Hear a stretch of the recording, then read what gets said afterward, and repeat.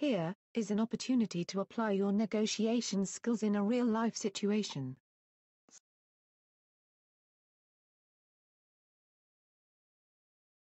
Practice the negotiation techniques, learn to resolve a deadlock situation in an interaction with the HR. Remember, to apply the bust strategy to break the deadlock situation, and successfully negotiate a win-win outcome. You are attending a meeting, called by the HR, to discuss two policies, flexible working hours, and company-sponsored education. There are other managers representing the views and concerns of their teams. Flexible working hours has reached a state of abuse. And there are hardly any people opting for company-sponsored education. We feel it may be best to dissolve them. That is not a solution. Instead, stop the abuse? We have tried everything. I don't think it's wise. 2 members in my team avail these, and they are genuine.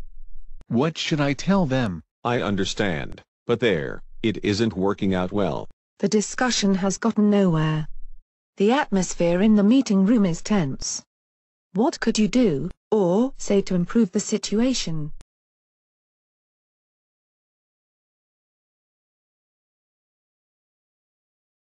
Yeah. I think it's a good idea. Sure. What would you guys like to have? During the break, you ask the HR about the details of the upcoming sports event, and there is a short discussion on how to ensure participation. Well done. You help to steer the group towards a break from the after the break. I feel you guys should have controlled this at your end. What? The misuse of policies. What? Am I expected to police people? It's not that. But you can check if it's a genuine need. Which we do. But there are still complaints. I am not making this up. Next, the HR says that only 2 people in your team have an approval, but many others work flexible hours. He makes some strong and rude remarks like, "You're creating indiscipline." How will you respond to the HR?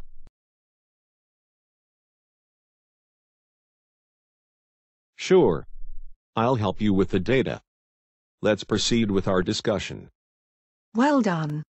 You maintained a positive attitude, despite the unpleasantness in the conversation. Treating the other party with respect and dignity helps to tide over rough patches in communication. The discussion progresses. I think we have a mixed response so far. So, if we also include data, we probably need to let these policies go. Nobody knows what to say. How will you respond to the HR?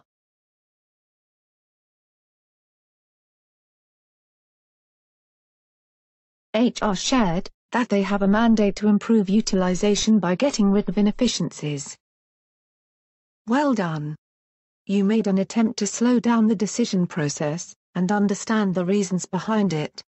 This helps to look at a new perspective and figure out an amicable and better solution.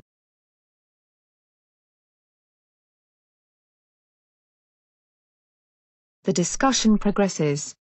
It is realized that the real reason is to improve cost efficiency and reduce indiscipline. Let's do a quick round of recommendations. I recommend the policies should stay. Me too. Any other suggestions? What will you suggest? I think that can work. In the meantime, there will be no new approvals for these policies. Well done. You proposed a practical and acceptable solution. When faced a deadlock, instead of forcing to take a final decision at one go, it helps to redraft the problem into smaller and logical chunks. After 2 months, it is found that the flexible working hours policy is required to accommodate personal situations for few employees.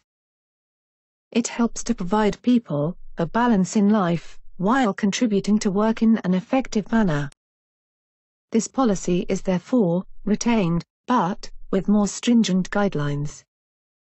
The company-sponsored education policy didn't have too many takers.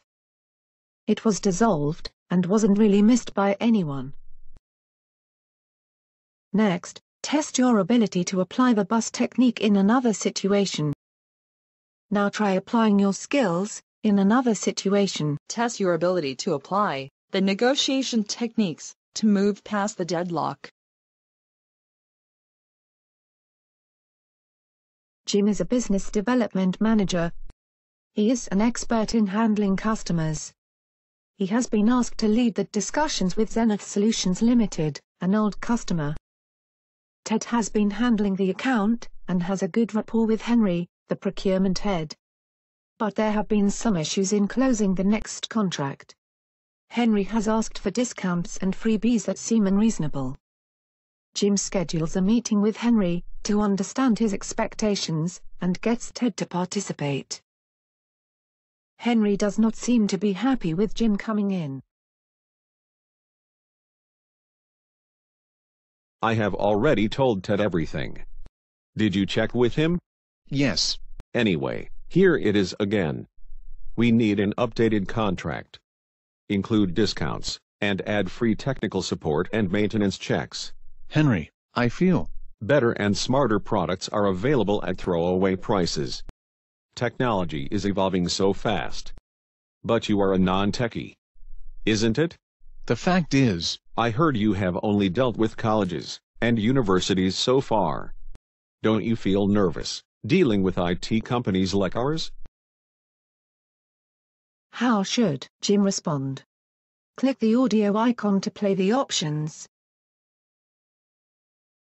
Actually not. Working with colleges, I learned how to be a quick learner. Soon, you'll agree with me. Don't worry about that. I've handled. Let's keep the conversation professional. Why don't we focus on the contract? Well, time will tell. Sure, Henry.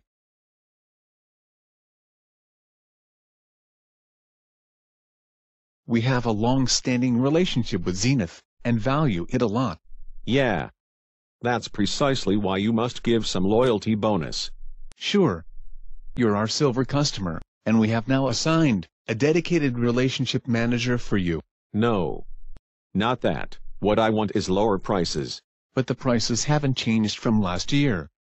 We are offering the best rates in the market. I don't think so. You guys have been overcharging us. Henry, not only the most competitive prices, we've offered the best after-sales as well. Save that for the new customers, Jim. Spares are becoming cheaper. Prices are only going down. This isn't going well. Henry is not ready to listen. A lot of time has already been spent. What should Jim do now? Click the audio icon to play the options. Continue with the conversation. Recommend taking a break from the conversation. Suggest Ted to take the lead. Conversation goes on for a few minutes. Henry continues to maintain his point. Ted then recommends taking a break.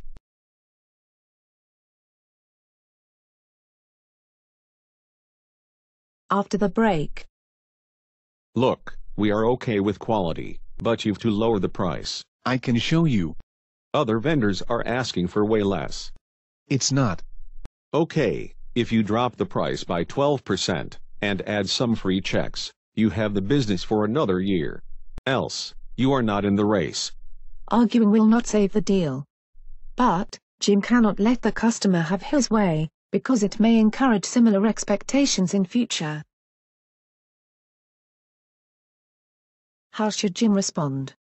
Click the audio icon to play the options. See, we offer service that others don't.